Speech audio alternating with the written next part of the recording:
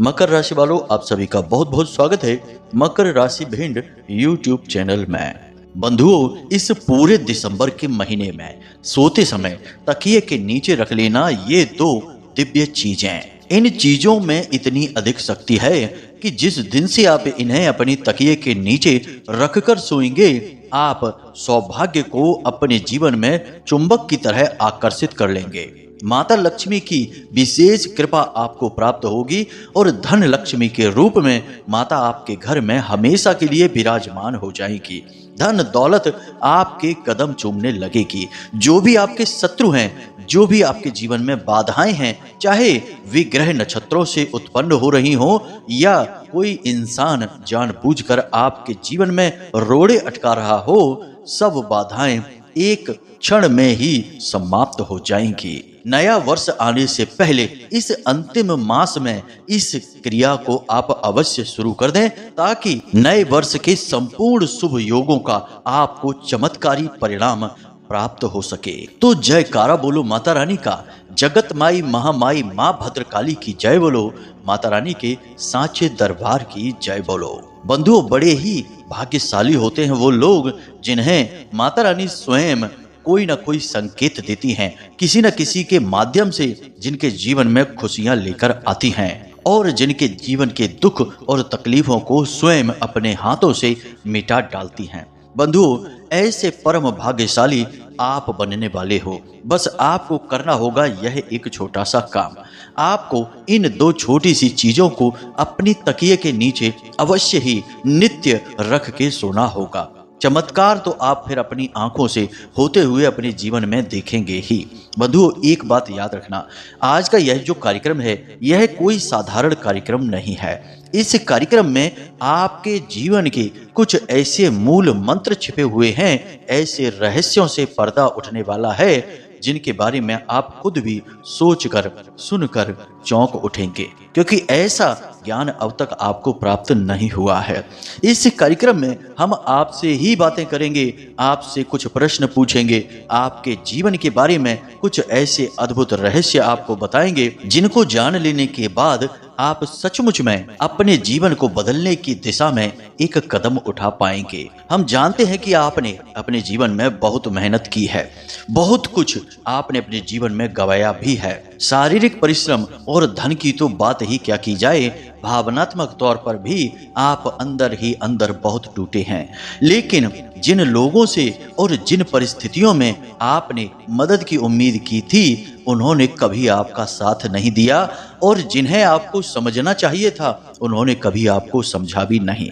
कहने का मतलब यह है कि हम अच्छी तरह से जानते हैं कि आपने अपने जीवन में कौन सी बड़ी कीमतें चुकाई हैं, किस प्रकार आप आज इस मुकाम तक पहुंच पाए हैं। जो भी कुछ आज आपने हासिल किया है, वह केवल और केवल अपनी शक्ति, अपनी योग्यता और अपनी मेहनत के दम पर। फिर भी बंधुओं, हम आपको बता दें कि आपके छुपे हुए शत्रु जो आपके अपनों में ही रहते हैं, आपके आसपास के लोगों में ही रहते हैं, वे अभी भी आपका पीछा नहीं छोड़ रहे हैं।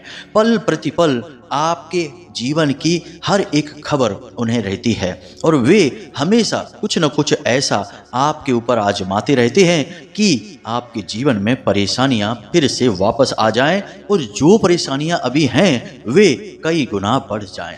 बंधुओं, आपके शत्रु तो इस हद तक गिर चुके हैं कि वे आपके ऊपर किसी भी प्रकार की काली तांत्रिक क्रिया करने से भी पीछे नहीं हटते हैं। लेकिन एक बड़ी ही अजीब और बहुत ही सकारात्मक बात आपके साथ यह है कि आप बेशक ऊपर से थोड़े से हताश और निराश दिखाई देते हैं, लेकिन अंतर मन की गहराई में आपके अंदर गजब की शक्ति है। आपका मनोबल बहुत ही शक्तिशाली है। और एक सबसे अद्भुत बात जो आपके अंदर है, जो संसार में किसी अन्य के पास नहीं है, कि जब भी जीवन में परिस्थितियां बहुत विकट होती हैं, बहुत ही विपरीत होती हैं, तब आप जो साहस दिखाते हैं, जो हिम्मत दिखाते हैं, वह देखने लायक होती है। जी हाँ बंधुओं, देखा जाए तो आपके अंदर नेतृत्व के सारे गुण हैं। आप एक उत्तम प्रकृति के इंसान हैं, परंतु कुछ कमजोरियां भी हैं आपके पास। सारी शक्तियां नहीं हैं, कुछ आसक्तियां भी हैं। जैसे कि आप भावनात्मक तौर पर बहुत कमजोर हैं। आपके अंदर ज्ञान का खजाना भरा हुआ है। हर विषय पर आपको कुछ न कुछ ज्ञान अवश्य रहता ही है, लेकिन आपकी भावनाएं आपके आड़े आ जाती हैं। आपका दिमाग खूब कहता है कि इस इंसान पर भरोसा मत करो, यह तुम्हें फंसाएगा ही, तुम्हें कहीं का नहीं छोड़ेगा।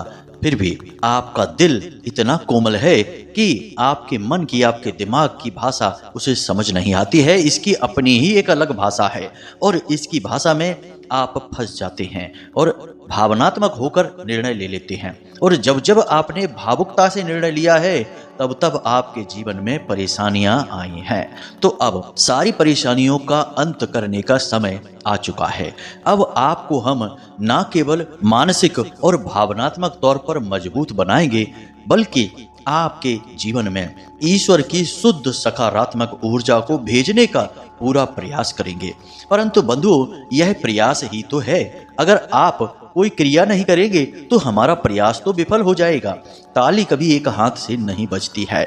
आपका दूसरा हाथ हमें चाहिए ताकि हम ताली बजा सकें और इसकी गूंज आपके जीवन में सुनाई दे, आपके जीवन में चमत्कारी घटनाएं होनी शुरू हो जाए। तो बस आपको इस कार्यक्रम को अंत तक देखना है, सारी बातों को अच्छी तरह से समझना है। कोई प्रश्न मन में उठे तो हमने नंबर दे रखा है, उस नंबर पर सीधे फोन कर देना है या मैसेज कर देना है। माता रानी के सेवक आपकी सारी बातें सुनेंगे, समझेंगे और हमारे पास पहुंचाएंगे। फिर हमें समय मिलेगा तो हम तुरंत आपसे संपर्क करेंगे। तो बस कार्यक्रम को अंत तक देखें, तभी हमारी मेहनत सफल होगी और आपको भी अद्भुत ज्ञान प्राप्त होगा जो जीवन को बदलने योग्य होगा। तो चलिए बिना समय गवाए आज के इस विशेष कार्यक्रम की शुरुआत करते हैं, माता रानी का नाम लेते हुए, उन्हें याद करते हुए। तो चलिए कमेंट बॉक्स में लिख डालिए, जय माँ भद्रकाली कृपा करो। माता रानी आपके ऊपर विशेष कृपा करेंगी, हमें पूर्ण विश्वास है। तो चलिए बंधुओं शुरू करते हैं। अब ध्यान से सुनिए, यह जो दिसंबर का महीना है, इस महीने में कुछ जरूरी कार्य हैं जिन्हें आपको अवश्य कर ही लेना चाहिए। जैसे कि आपको किसी भी मंगलवार के दिन हनुमान जी के मंदिर में जाकर गुड़ का, चने का और गेहूं का दान अवश्य कर ही देना चाहिए। ये सभी मंगल के कारक हैं और मंगल बकरी चाल चलने वाले हैं 7 दिसंबर से। उसके बाद आपके जीवन में कुछ परेशानियां उत्पन्न हो सकती हैं, क्योंकि मंगल का नाम तो मंगल है, परंतु है पूर्ण रूप से अमंगलकारी। इसलिए इन्हें साधने के लिए हनुमान जी की शरण में जाना पड़ता है। इनके अधिपति हनुमान जी ही हैं। तो आपको ये 3 वस्तुएं किसी भी मंगलवार के दिन निकट के हनुमान जी के मंदिर में दान कर आना है। इससे मंगल आपके अनुकूल हो जाएंगे। अब ध्यान से सुनिए, आपसे हम कुछ प्रश्न पूछेंगे। उन प्रश्नों के जवाब आपको अपने मन में देना है या यूं कहें कि विचार करना है। फिर आपको हम कुछ बातें बताएंगे जिन्हें जानकर आपको निश्चित तौर पर बहुत आश्चर्य होगा। अब सबसे पहले हम आपसे यह पूछते हैं कि रात्रि के समय जब आप सोने के लिए जाते हैं, तो जब तक आप नींद की गहराई में नहीं डूबते हैं, तब तक आपको सब पता रहता है कि आप कहाँ हैं, क्या कर रहे हैं, कैसे कपड़े आपने पहने हैं, कैसे लोग आपके आसपास हैं, दिन है कि रात है, यानी कि इस दुनिया की पूरी अनुभूतियां आपके पास होती हैं। लेकिन आप जैसे ही नींद की गहराई में जाते हैं, आप सब कुछ भूल जाते हैं। फिर आपको कुछ नहीं पता कि आपके आसपास कैसे लोग हैं, कैसी दुनिया है, दिन है, रात है, कुछ भी नहीं पता है। तो असल में आपको जब नींद में जाने की यह अवस्था हावी होती है, उस समय इस संसार से आपका संपर्क भी कमजोर होने लगता है और आप एक अलग संसार में जाने लगते हैं। अब उस संसार में, जिसे हम नींद का संसार कह सकते हैं अभी के लिए, फिर आगे उसका हम आध्यात्मिक नाम भी बताएंगे, उस संसार में जाने का समय क्या होगा यह आप निर्धारित नहीं करते हैं, यह शायद वही संसार निर्धारित करता है। इसीलिए आपने कभी देखा होगा कि कई बार तो आप बस यूं ही आंख बंद करके कुछ समय के लिए लेटेंगे और तुरंत नींद में चले जाएंगे, आपको पता ही नहीं चलेगा। और इसीलिए कभी कभी ऐसा होता है कि जब आप खूब सोने की कोशिश करेंगे, फिर भी आप नींद में नहीं जा पाएंगे, बस यहाँ से वहाँ करवटें बदलते रहेंगे। अब आपके मन में कोई बेचैनी भी नहीं है, कोई विचार भी नहीं है, तब भी आपको नींद नहीं आ रही है। मतलब कि आपको उस नींद की दुनिया में, नींद के संसार में प्रवेश नहीं मिल पा रहा है, इस वजह से आपको नींद नहीं आ रही है। तो अब इन सब बातों से यह बात स्पष्ट होती है कि आपको नींद कब आएगी यह असल में आपका निर्णय नहीं है, यह निर्णय किसी और का है। आप तो बस लेट जाते हैं, आंखें बंद करते हैं और नींद के आने का इंतजार करते हैं। यानी कि नींद एक रहस्य है। अब इस रहस्य के विषय में विज्ञान क्या कहता है, इस विषय पर तो चर्चा ना करें तो ही अच्छा है, क्योंकि विज्ञान को नींद के विषय में अभी कुछ भी नहीं पता चला। विज्ञान तो खुद बहुत बौना है, अभी बस विचार ही कर रहा है, सोच ही रहा है। अध्ययन, रिसर्च अभी चल ही रहे हैं नींद के ऊपर, लेकिन हमारा आध्यात्म इसके विषय में बहुत कुछ कहता है। हिंदू धर्म की उन्नत परंपराएं और ऋषि मुनियों के गहरे अध्ययनों के आधार पर बहुत सारी बातें हमें पता चली हैं कि नींद क्या है। अब आप ध्यान से सुनिए। जब हम रात्रि में सोने के लिए लेटते हैं तो हमारा जो शरीर है वह तो विश्राम की अवस्था में चला जाता है, लेकिन इसी शरीर से जुड़ा हुआ एक और शरीर होता है जिसे हम आत्मिक शरीर कहते हैं, या फिर यूं कहें सूक्ष्म शरीर, जो हमारे इस शरीर से एक रेशमी धागे से जुड़ा रहता है जिसे हम सिल्वर कॉर्ड कहते हैं। यह धागा हमारी नाभि से और सूक्ष्म शरीर के नाभि से आपस में जुड़ा रहता है। अब जब आप नींद में जाते हैं तो असल में यह सूक्ष्म शरीर आपके भौतिक शरीर को छोड़कर अन्य लोगों के भ्रमण में चला जाता है। इसीलिए आप जब सोकर जागते हैं और कुछ सपने देखते हैं तो आपको सपनों की अधूरी सी यादें रहती हैं। कभी कभी तो सपना आपको याद ही नहीं रहता है, और याद रहेगा भी तो हल्की फुल्की यादें रहेंगी, पूरी तरह से नहीं। अब ऐसा क्यों? क्योंकि जो भी कुछ सपने में आपने देखा वह आपके इस भौतिक शरीर ने नहीं देखा, यह तो आपके बिस्तर पर पड़ा था, इसलिए यह इस भौतिक शरीर की यादें नहीं हैं। लेकिन आपके सूक्ष्म शरीर ने वह सब कुछ देखा, इसलिए वे यादें आपके सूक्ष्म शरीर की हैं। इसीलिए जब आप सोकर जागते हैं तो आपको कुछ भी ठीक से याद नहीं रहता कि आपने क्या सपना देखा। लेकिन कुछ सपने ऐसे होते हैं जो आपको पूरी तरह से याद भी रहते हैं, वे असल में संदेश होते हैं। जी हाँ बंधुओं, जो आपका सूक्ष्म शरीर आपके इस भौतिक शरीर में, आपके मन मस्तिष्क में डालना चाहता है, क्योंकि वह आपके किसी पितृ पूर्वज से मिलकर आया है, किसी ऐसे संसार में घूमकर आया है जहां से कुछ विशेष सूचना है जिसका लाभ आपको प्राप्त हो सकता है, आपके उपयोग की है वह सूचना। मित्रों, उम्मीद कर रहे हैं हम कि आप हमारी सारी बातों को गहराई से समझ रहे हैं, क्योंकि बिना ध्यान दिए आपको कुछ भी समझ में नहीं आएगा। यहाँ पर हम पूर्ण आध्यात्म की बात कर रहे हैं। अब मानकर चलिए कि आपका सूक्ष्म शरीर आत्मिक लोक में भ्रमण कर रहा है। वहां पर वह कई प्रकार के लोगों को देखेगा, जीव जंतुओं को देखेगा जो अब इस संसार में नहीं रहते हैं, आत्माओं के संसार में। लेकिन वहीं से वह सूक्ष्म शरीर अन्य लोकों में भी जा सकता है, जैसे पितृलोक में, सूर्यलोक में, ब्रह्मलोक में, सतलोक में, तपलोक में, या फिर हमारे जो शास्त्रों में वर्णित कई प्रकार के लोक हैं। अब हमारा सूक्ष्म शरीर जब पितृलोक में जाएगा तो वह हमारे पितृ पूर्वजों से मिलेगा। इसीलिए आपको सपने में ऐसा लगता है कि आप अपने किसी पुरखे पूर्वज को देख रहे हैं जो अभी इस संसार में नहीं है। जब उनसे मिलेगा तो वह उनसे बातें करेगा, उनके दर्शन करेगा, और यदि कुछ सूचना है तो वे आपको सूक्ष्म शरीर को जो सूचना देंगे उस सूचना को लेकर आपके पास आएगा। इसीलिए वह सपना आपको याद रहेगा। अक्सर ऐसे सपने आपको याद रहते हैं जिनमें आप भगवान के दर्शन करते हैं, ईश्वर के किसी रूप के दर्शन करते हैं, किसी मंदिर के दर्शन करते हैं, या फिर किसी पर्वत, पहाड़ या नदी के दर्शन करते हैं, या फिर अपने किसी पितृ पूर्वज को जो अभी संसार में नहीं है, मरे हुए हैं, ऐसे लोगों के दर्शन करते हैं, या फिर भविष्य में होने वाली किसी बड़ी दुर्घटना के बारे में आपको अनुमान हो जाता है, ऐसी चीजों के दर्शन करते हैं। तब आपको ये सपने सोकर जगने के बाद पूरी तरह से याद होते हैं, क्योंकि ये सपने असल में संकेत होते हैं जो आपका सूक्ष्म शरीर आपको देना चाहता है। यानी कि यहाँ तक आपने यह समझा कि आप जब नींद में जाते हैं तो असल में आपका यह भौतिक शरीर तो सो जाता है, लेकिन आपका सूक्ष्म शरीर एक यात्रा पर निकल जाता है, और यह यात्रा अलग अलग लोगों की है। तो अब यहाँ तक आपको यह समझ में आ गया है कि सूक्ष्म शरीर किस प्रकार आपके सोने के समय पर यात्रा पर निकलता है। अब यहाँ पर आपके काम की एक बात और निकल कर आती है कि आपका सूक्ष्म शरीर आपको भविष्य में होने वाली बहुत सारी सूचनाओं की जानकारी दे सकता है, अलग अलग लोकों की यात्राएं कर सकता है, कई प्रकार की दिव्य ऊर्जाओं की, यहाँ तक कि देवी देवताओं की और भगवान के संपर्क में भी आसानी से आ सकता है। तो अब मूल बात यहाँ पर यह निकल कर आती है कि आप देवी देवताओं की विशेष कृपा और आशीर्वाद को इस प्रक्रिया से गुजरकर आसानी से हासिल कर सकते हैं। अब यह क्रिया क्या है, इसे आप ध्यान से समझिए। हम आपको बताने जा रहे हैं एक ऐसी क्रिया, एक ऐसी चीज के बारे में जिससे जब आप अपनी तकिए के नीचे रखकर सोएंगे और किसी विशेष ऊर्जा को साधने की कोशिश करेंगे तो वह ऊर्जा आपके सूक्ष्म शरीर के संपर्क में आएगी।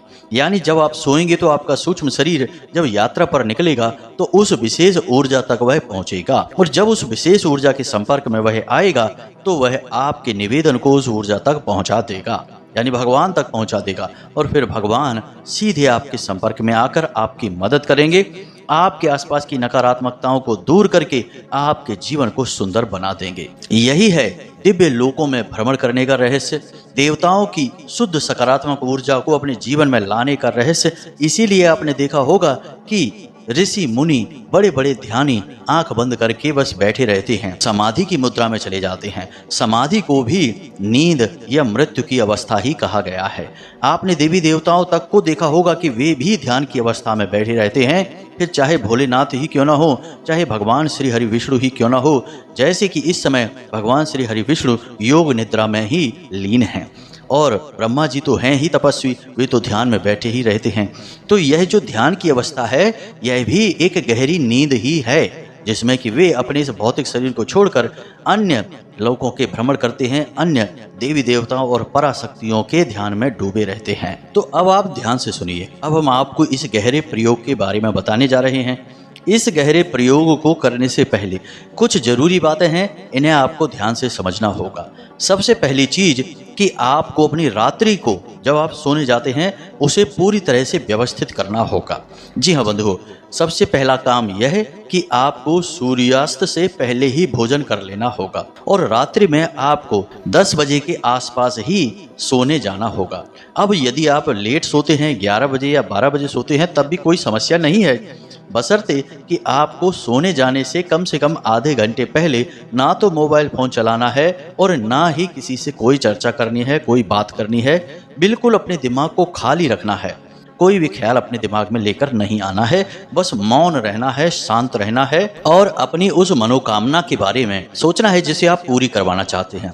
धन की कमी है तो पैसे के बारे में सोचेंगे, काम धंधे व्यापार के बारे में, नौकरी के बारे में सोचेंगे, या और भी कोई कष्ट है तो उस समस्या या परेशानी को दूर करने के बारे में सोचेंगे। साथ ही साथ आप अपने आराध्य के भी बारे में विचार करेंगे, मन में उनसे निवेदन और विनती करते रहेंगे। कहने का मतलब यह है कि जो सोने की गहरी आध्यात्मिक प्रक्रिया है उसमें उतरने से पहले आप अपने आप को, अपने मन को तैयार करेंगे। इससे आपके सूक्ष्म शरीर को बल प्राप्त होता है और एक सही दिशा निर्देश भी प्राप्त होता है, अन्यथा वह कहाँ भटकेगा, यूं ही भटकता रहेगा, आपके बताए हुए मंजिल तक नहीं पहुंचेगा, देवी देवताओं तक नहीं पहुंचेगा। अब आपकी आस्था और विश्वास जिस भी देवी देवता में है उसी से आपका सूक्ष्म शरीर संपर्क करेगा, तो आपको उनके बारे में मन में विचार करते रहना है।